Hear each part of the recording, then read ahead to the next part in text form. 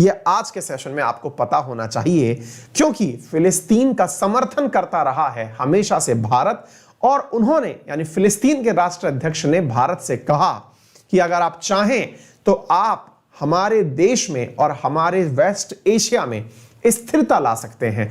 अर्थात फिलिस्तीन ने भारत से डिमांड की कि अगर आप चाहें तो हमारे क्षेत्रों में स्थिरता लाने का प्रयास कर सकते हैं। मतलब उन्होंने भारत की मध्यस्थता स्वीकार करने की बात की कि अगर भारत चाहे तो इजराइल और फिलिस्तीन में शांति करवा दे। क्लियर? तो आज हम थोड़ा सा समझेंगे इस पूरे विषय को, और इस विषय के साथ साथ आज हम फिलिस्तीन का पक्ष जानेंगे। हमने आज से पहले जो पक्ष जाने हैं, अधिकांश समय पर हमने इजराइल की बातें की हैं, लेकिन हम थोड़ा सा आपको फिलिस्तीन के बारे में भारत का क्या रवैया है आज हम आपको वो बताते हैं, क्योंकि अल्टीमेटली इसमें फिलिस्तीन भी भारत का मित्र राष्ट्र है। भारत अरब वर्ल्ड के अलावा अगर कोई दूसरा देश है जिसने फिलिस्तीनियों के पक्ष में समर्थन दिया तो वो भारत ही है, जो सबसे पहले फिलिस्तीनियों के पक्ष में खड़ा हुआ था। फिलिस्तीन लिबरेशन ऑर्गेनाइजेशन, जिसे आप पीएलओ के नाम से जानते हैं, जिसे दुनिया आतंकी संगठन के नाम से जानती है, भारत ने उसे एक राष्ट्र के रूप में मान्यता दी थी, उसे एक राजनीतिक संगठन के रूप में मान्यता दी थी। तो भारत का फिलिस्तीन को लेकर के जो रवैया है ये बहुत सकारात्मक है, इसलिए आपको ये जानना जरूरी है। तो आइए फिलिस्तीन को लेकर भारत का क्या स्टैंड है ये हम आज के सेशन में आपको बताएंगे। फिलिस्तीन के प्रधानमंत्री ने, जिनका मतलब फिलिस्तीन के जो प्राइम मिनिस्टर हैं जिनका नाम है मोहम्मद सताई नाम है इनका, मोहम्मद सताई ने प्रधानमंत्री नरेंद्र मोदी से COP26 में मीटिंग के दौरान कहा कि आप हमारे लिए पैलेस्टीन के, इन्होंने कहा कि आप हमारा समर्थन करें, आप हमारी मदद करें, ऐसा फिलिस्तीन ने कहा। तो चलिए अब आपको एक अलग वर्जन के रूप में इजराइल का पूरा क्राइसिस समझाते हैं। इजराइल फिलिस्तीन की बात को बहुत ही ऐतिहासिक रूप से लेकर आते हैं। साथियों, अगर हम फिलिस्तीन को गूगल पर ढूंढते हैं तो फिलिस्तीन कभी इस पूरे की पूरे हिस्से पर हुआ करता था, जिसे आप इजराइल के अंदर ही समझ सकते हैं। वास्तविकता में धरती के इस गोले पर मेडिटेरेनियन ओशियन के पूर्व पर स्थित यह देश, जिसे आप इजराइल के अंदर ढूंढ रहे हैं, यह कभी पूरे की पूरे इस क्षेत्र पर अधिकार रखता था। लेकिन 1948 से यहां पर एक नया देश बनकर आ गया। उस नए देश का नाम इजराइल था, और उस नए देश के बनने के बाद में फिलिस्तीन नामक जो देश है वो यहां से गायब होता चला गया। अब फिलिस्तीन नामक जो देश है वो मात्र वेस्ट बैंक और गाजा पट्टी नामक कुछ ही स्थानों पर रह गया है। इसी पूरे क्रम में यहां के जो प्रधानमंत्री हैं, इनके द्वारा भारतीय प्रधानमंत्री से मुलाकात की गई और एक स्थिरता की मांग की गई, इंटरफेरेंस की मांग की गई। साथियों, अगर मैं आपको मैप पर इसे दिखाने का प्रयास करूं तो आप इजराइल के अंदर वेस्ट बैंक और गाजा पट्टी को देख रहे होंगे। थोड़ा सा इसके बारे में ऐतिहासिक जानकारी जानते हैं। फिलिस्तीन की शुरुआत अगर हम आपके सामने इन 4 मैप से करें तो समझना थोड़ा आसान होगा। एक समय था जब 1947 में फिलिस्तीन, जो भी आपको हरा हरा सा क्षेत्र दिखाई दे रहा है, ये पूरा क्षेत्र फिलिस्तीन का ही हुआ करता था। यहां पर कुछ यहूदी रहा करते थे, जूज रहा करते थे, जो कि आपको व्हाइट कलर्स में दिखाई पड़ रहे हैं। आज की अगर स्थिति बताएं तो आपको ये व्हाइट कलर सब जगह दिखाई पड़ता है, जिसे आप इजराइल कहते हैं, और ये जो हरा हरा सा क्षेत्र है वो कहीं छुटपुट आपको दिखाई पड़ता है, जिसे आप पैलेस्टाइन कहते हैं या फिर फिलिस्तीन कहते हैं। यह सब हुआ कैसे, चलिए इसके बारे में थोड़ा सा आपको इतिहास बताते हैं। इतिहास कुछ इस प्रकार से है साथियों। समय था वर्ष 1897 का। अब ये तथ्यात्मक जानकारी सारी की सारी आप चाहें तो लिख भी सकते हैं, नहीं चाहें तो आपको इस क्लास के कंप्लीट होने पर ये सारी की सारी slides as a PDF format हमारे टेलीग्राम अंकित अवस्थी सर पर मिल जाएंगी, तो परेशान होने की जरूरत नहीं है। कुछ बुलेट पॉइंट्स अपने लिए बना लीजिए ताकि आप जब भी आंसर लिखने का मौका मिले तो आप उन्हें लिख सकें। तो शुरुआत करते हैं इसके इतिहास के बारे में आपको समझाने की। बात है 1897 की, 1897 की, जिस समय शुरू हुआ था जियोनिस्ट मूवमेंट। जियोनिस्ट मूवमेंट क्या था?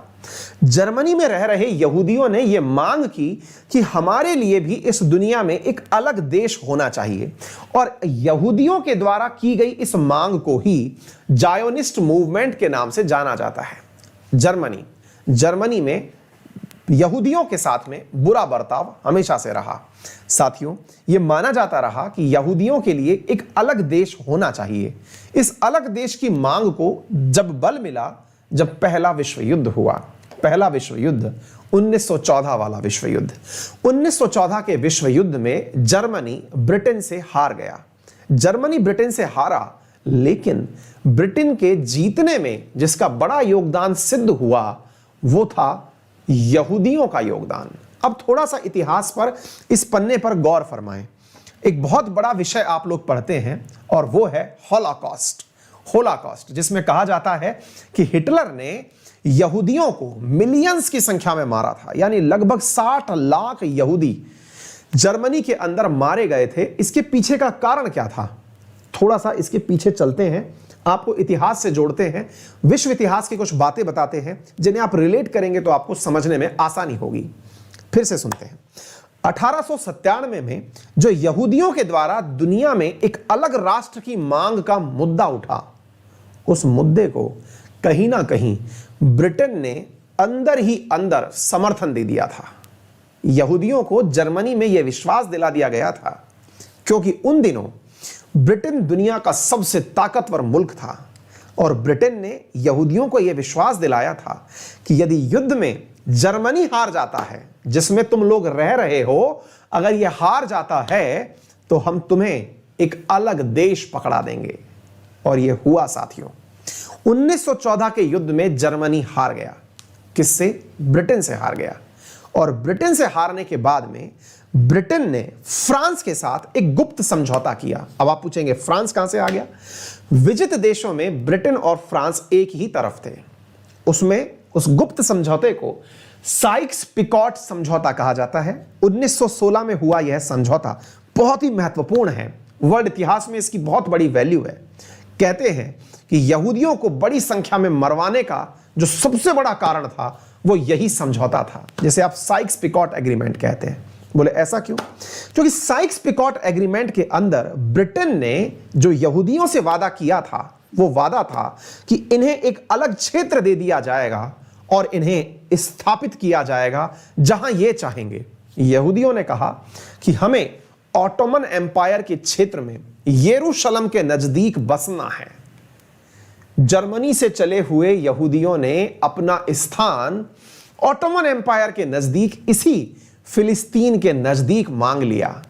चूंकि ब्रिटेन उस समय दुनिया के हर देश पर शासन कर रहा था, यहूदियों को उसने वचन दिया कि मैं तुम्हारे लिए एक अलग देश बनाऊंगा। और इसी कारण से यहूदी बसने चले आए फिलिस्तीन में। आगे बढ़ते हैं साथियों। साइक्स पिकॉट एग्रीमेंट कितना भारी पड़ा, इसका अंदाजा इस बात से लगा सकते हैं कि जब जर्मनी ने यह आत्मविश्लेषण किया। क्या आत्मविश्लेषण किया? आत्मविश्लेषण यह किया कि हम लोग प्रथम विश्व युद्ध क्यों हारे, तो आंसर आया कि यहूदियों ने प्रथम विश्व युद्ध में दुश्मन का साथ दिया था। और हुआ भी यही।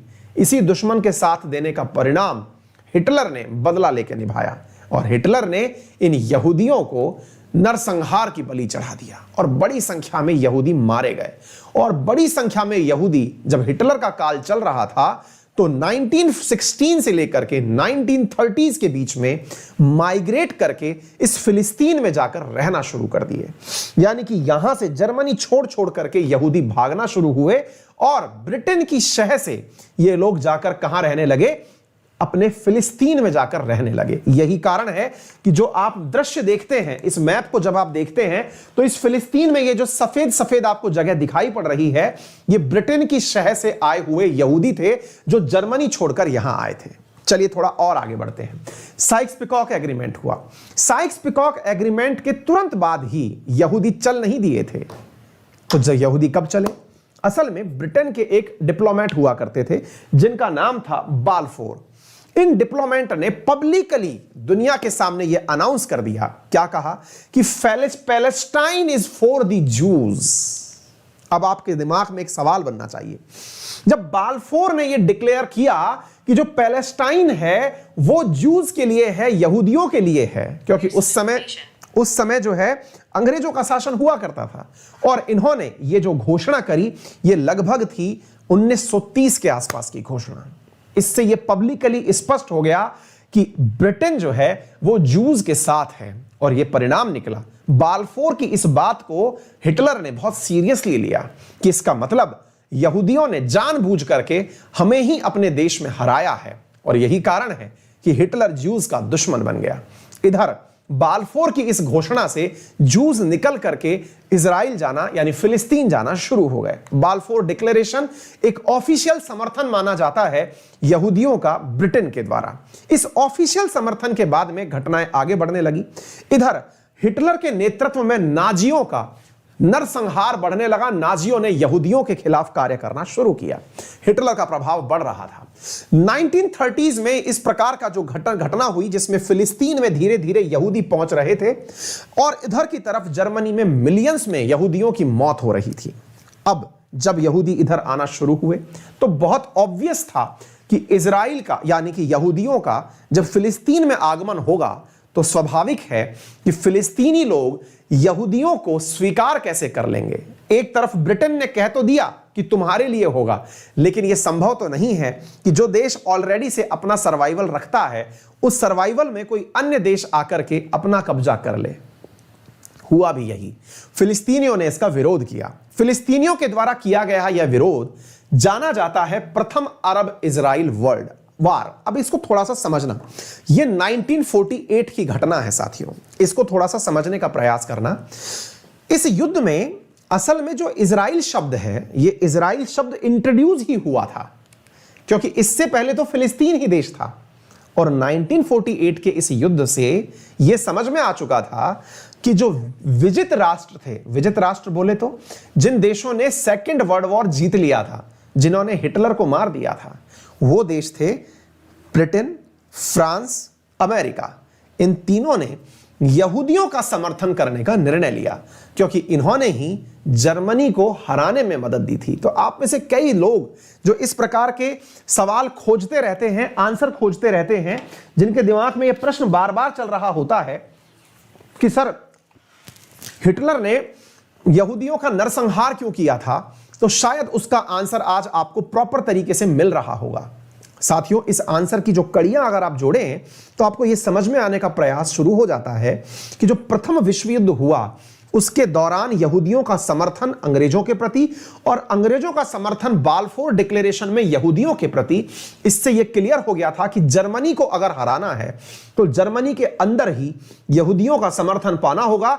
और उसी समर्थन से जर्मनी हारा भी था, हिटलर हारा भी था। और इसी कारण से आज तक यहूदियों का समर्थन ये विजित राष्ट्र करते आए हैं। यानी अमेरिका कहीं भी अगर आज यहूदियों का समर्थन करता है तो वही लीगेसी चली आ रही है। उस कारण से ही अमेरिका आज तक समर्थन करता है, ब्रिटेन आज तक समर्थन करता है। फिर एक सवाल बनता है, सर एक बात और बताइए, ये सब तो समझ में आ गया, प्रथम विश्व युद्ध के बाद में प्रथम अरब युद्ध भी हो गया, इसका मतलब क्या निकला? मतलब साफ था, फिलिस्तीन यह कह रहा था कि मुझे यह सब बर्दाश्त नहीं है, आपने मेरे ऊपर आकर किसी को बिठा दिया। भारत उस समय ब्रिटिशर्स का भयंकर गुस्से वाला देश हो रखा था, यानी भारत का समर्थन ब्रिटिशर्स के समर्थन में था ही नहीं। भारत हर उस एक्ट को गलत मानता था जिसमें ब्रिटिशर्स अपनी ताकत से कोई नया राष्ट्र बनाते थे। तो स्वाभाविक था कि भारत के जो सेंटिमेंट्स थे वो उस समय फिलिस्तीन के साथ थे, ना कि इजराइल के साथ। भारत को यह लगता था, भारत की वैचारिक एकता में भारत को यह लगता था कि भारत को उस देश का साथ देना चाहिए जो पीड़ित है। और यही हुआ, भारत फिलिस्तीन का समर्थक राष्ट्र हुआ करता था। साथियों, इस प्रथम विश्व युद्ध के प्रथम अरब इजराइल वॉर के दौरान इजराइल एक बड़े देश के रूप में निकल करके आया और यूएन ने यहां पर इजराइल को एक देश के रूप में मान्यता दे दी, क्योंकि यूएन में थे कौन? यही तो विजित राष्ट्र थे। इन्होंने उसे मान्यता पकड़ा दी और कहा कि अब आप एक इंडिपेंडेंट नेशन हैं। बड़ी संख्या में फिलिस्तीनियों को इजराइल से भगाया गया। ऐसी स्थिति में फिलिस्तीनियों का समर्थन करने के लिए एक संगठन बना जिसका नाम है पैलेस्टाइन लिबरेशन ऑर्गेनाइजेशन। इसे PLO के नाम से आप जानते हैं। 1964 में यह बना। 1964 में यह बना कहां? असल में इजराइलियों ने तो पूरे देश पर कब्जा कर लिया। इसके बाद में चारों तरफ का जो बॉर्डर एरिया है यहां पर फिलिस्तीनी माइग्रेट हो गए, शरणार्थी बनकर के अपने ही देश के लोग चारों तरफ रहने लगे। और इस प्रक्रिया के दौरान फिलिस्तीनियों के समर्थन में उतर आया भारत। 1964 में इस PLO के निर्माण के बाद जो समर्थन सबसे पहले PLO को दिया वो भारत ने दिया। यानी अरब वर्ल्ड के अलावा अगर किसी देश का PLO को समर्थन था तो वो भारत था। यूएन के अंदर भारत ने बात इसकी उठाई, हर जगह इसकी बात उठाई। ठीक है साथियों, चीजें आगे की तरफ बढ़ने लगी। धीरे धीरे अरब वर्ल्ड को यह बात बुरी लगी और पीएलओ के समर्थन में अरब वर्ल्ड के देश सारे एक साथ मिलकर के इजराइल पर हमला बोल दिए, जो कि हुआ 1967 में। 1967 में हुआ यह हमला 6 डे वॉर के नाम से जाना जाता है। और इस 6 डे वॉर के अंदर इजराइल पर इजिप्ट ने, जॉर्डन ने, सऊदी ने, सीरिया ने, इन सब ने मिलकर हमला कर दिया। लेकिन इजराइल अकेला नहीं था, इजराइल के साथ में थे वो सारे के सारे देश जिन्होंने यहूदियों को यहां बसाया था। इसी कारण से इजराइल के द्वारा चारों तरफ के देशों के कुछ हिस्से कब्जा लिए गए, जिसमें से इजराइल के द्वारा इजिप्ट का सिनाई पेनिनसुला, इस तरफ से गोलन हाइट्स सीरिया के द्वारा, वेस्टर्न जो बैंक है ये जॉर्डन के द्वारा, ये पूरा की पूरा हिस्सा जो है ये इजराइल के द्वारा इस 6 डे वॉर के अंदर कब्जा लिया गया। परिणाम ये निकला कि यहां पर पूरी तरह से चल रहे इस युद्ध में इजिप्ट का बहुत बड़ा नुकसान हो गया, जिसके चलते इजिप्ट ने 1973 के अंदर इसके साथ, इजराइल के साथ एक समझौता किया जिसका नाम था यॉम कूपर समझौता। असल में एक वॉर थी जिसके तहत इजराइल ने इजिप्ट को सिनाई पेनिनसुला वापस लौटा दिया। परिणाम क्या निकला? परिणाम यह निकला कि इजिप्ट वो पहला देश बना जिसने इजराइल को एक देश के रूप में मान्यता दी। पहला मुस्लिम देश इजिप्ट बना जिसने इजराइल को एक देश के रूप में मान्यता दी। इजराइल कामयाब हो चुका था, इजराइल कामयाब हो चुका था अरब वर्ल्ड के अंदर अपने आप को मान्यता दिलाने में, और फिलिस्तीनी शरणार्थी हो चुके थे। अब आता है स्टैंड भारत का, कि भारत इजराइल के साथ है कि फिलिस्तीन के साथ है। देखिए साथियों, यह मुद्दा यहां से उठकर गया यूएन, और भारत हमेशा से यूएन के समर्थन में रहा। यूएन ने हमेशा से एक ही लाइन बोली है और वो है 2 स्टेट सॉल्यूशन। ये 2 स्टेट सॉल्यूशन क्या है? इजराइल मतलब यूएन का कहना है कि इजराइल और फिलिस्तीन दोनों एक साथ को एग्जिस्ट करें, और भारत भी यही चाहता है कि फिलिस्तीनियों के उनके अधिकार मिले और इजराइलियों को उनके अधिकार मिले। इस 2 स्टेट सॉल्यूशन में भारत से दोनों ही देश दोस्ती रखते हैं, इजराइल भी क्योंकि भारत की तरफ से उनका एग्जिस्टेंस भी स्वीकार किया गया, और फिलिस्तीन भी क्योंकि शरणार्थियों के समझ में भारत आया। ऐसी स्थिति में इन दोनों ही देशों के समझ में भारत की भूमिका बहुत महत्वपूर्ण है, क्योंकि पूरी दुनिया आइदर फिलिस्तीन की तरफ है या फिर इजराइल की तरफ है। कुछ ही मुल्क ऐसे हैं जिनका दोनों देशों में इंटरफेयर है। यही कारण है कि भारत की बढ़ती हुई जो वर्चस्व है इसको फिलिस्तीन ने भी पहचाना है और भारत से कहा है कि आप हमारे समर्थन में, हमारे मध्यस्थता के लिए काम करें, हम दोनों देशों के बीच में स्थिरता लाने का प्रयास करें। सवाल बड़ा है कि सर इजराइल के साथ तो भारत जो है वो क्वाड का गठन करने जा रहा है। आप ही ने बताया था कि एक नया क्वाड बनने जा रहा है जिसमें यूएई, इजराइल, अमेरिका और भारत ये चारों एक हो जाएंगे, निश्चित ही एक हो जाएंगे। जैसा मैंने आपसे कहा कि फिलिस्तीन और इजराइल दोनों का ही दोस्त भारत है, ऐसी स्थिति में भारत ही है जो इन दोनों के बीच मध्यस्थता कराने में कामयाब होगा। सवाल बनता है भारत की गल्फ को लेकर के या भारत के पश्चिम को लेकर के भारत की रणनीति क्या है, भारत की राजनीति क्या है? इसे कहते हैं भारत की वेस्ट एशिया पॉलिसी। साथियों, भारत की वेस्ट एशिया पॉलिसी, जिसे आप लुक वेस्ट पॉलिसी के नाम से जानते हैं, इसकी घोषणा 2005 में की गई थी। यह कई बार प्रश्न पूछ लिया जाता है। देखिए, भारत की कई प्रकार की स्कीम रही हैं। भारत के मैप को अगर आप ध्यान से देखते हैं तो जो बाएं हाथ की तरफ वाला हिस्सा है वो वेस्ट कहलाता है, जो दाएं हाथ की तरफ का हिस्सा है वो ईस्ट कहलाता है। तो भारत ने ईस्ट की तरफ भी लुक ईस्ट पॉलिसी जारी कर रही है, ऐसे ही वेस्ट की तरफ भी लुक वेस्ट पॉलिसी जारी कर रखी है। ठीक है ना?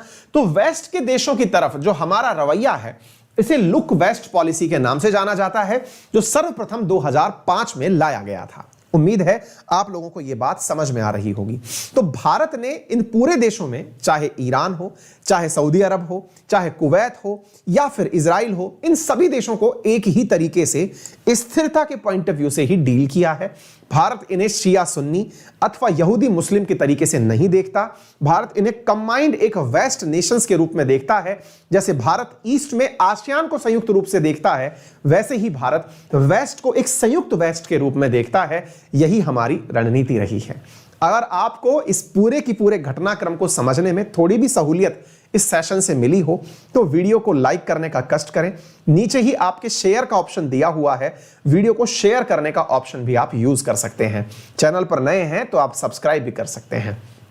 साथियों, मैंने आपको आज फिलिस्तीन का पक्ष समझाया है, यानी इजराइल और फिलिस्तीन में भारत कहां खड़ा है। मैंने आज यह समझाने का छोटा सा प्रयास किया है विद ऐतिहासिक जानकारी। मुझे उम्मीद है कि आपने अपने लिए कुछ जरूरी जो पड़ाव थे ईयर वाइज वो आपने लिख लिए होंगे। चलिए बढ़ते हैं आगे। आप लोगों को ये सारी जानकारियां बेहतरीन तरीके से समझ में आ गई होंगी जो हमने आपको समझाने का प्रयास किया है। ठीक है, फिलहाल के लिए इतना ही। अगर आप में से कोई भी विद्यार्थी मेरे साथ जुड़कर अनअकैडमी पर पढ़ना चाहता है तो मेरा रेफरल कोड है अंकित10, जिसका उपयोग करके आप 10% डिस्काउंट प्राप्त कर सकते हैं। अनअकैडमी पर 10 तारीख से लेकर के 17 तारीख के बीच में एक ऑफर चल रहा है यूपीएससी कैटेगरी में, जिसमें आप लोगों को 10% जो डिस्काउंट है कॉम्बो के ऊपर वो एडिशनली दिया जा रहा है। आपको 1 साल का प्लस कॉम्बो यानी कि कोर्सेज प्लस में इसके साथ साथ ऑप्शनल की जो क्लासेस हैं ये 46,000 रुपीज में मात्र दी जा रही हैं। 2 साल का कोर्स 66,000 में दिया जा रहा है और 3 साल का कोर्स मात्र 80,000 रुपए में दिया जा रहा है। यानी कि एक प्रकार से आप ये समझिए कि अगर आप कॉलेज के फर्स्ट ईयर में हैं और आप अनअकैडमी के साथ ऑप्शनल प्लस जीएस की क्लास में जुड़ते हैं तो आपको बहुत ही नॉमिनल कीमत पर यूपीएससी का एक ऐसा कोर्स जिसमें ऑप्शनल प्लस में जीएस प्लस में 200 से अधिक टीचर्स की classes, proper content, test series, Hindi English में सारा कंटेंट, जो भी आप भाषा चुनना चाहें उसकी आजादी, तमाम सुविधाएं आपको एक ही सब्सक्रिप्शन पर प्राप्त हो जाती हैं। आप लोग अंकित10 रेफरल कोड यूज करके मेरी इन क्लासेस को एक्सेस कर सकते हैं। अनअकैडमी पर विजन 2022, 2023, 2024 इन सब चीजों के लिए आपके लिए बैचेस उपलब्ध हैं। अगर आप 2022 में एग्जाम लिखना चाहते हैं तो आपके लिए बैच उपलब्ध है। 2023 में एग्जाम लिखना चाहते हैं तो भी आपके लिए बैच उपलब्ध है। आपके ये बैच आज से शुरू हुए हैं। अगर आप चाहें तो इन बैचेस को एनरोल कर सकते हैं विद द सेम सब्सक्रिप्शन। फिलहाल के लिए इतना ही। अपना ख्याल रखें, बड़ों का सम्मान करें, छोटों को प्यार दें, अपना व्यक्तित्व इस प्रकार से विकसित करें कि महिलाएं आपके साथ सुरक्षित महसूस करें। धन्यवाद।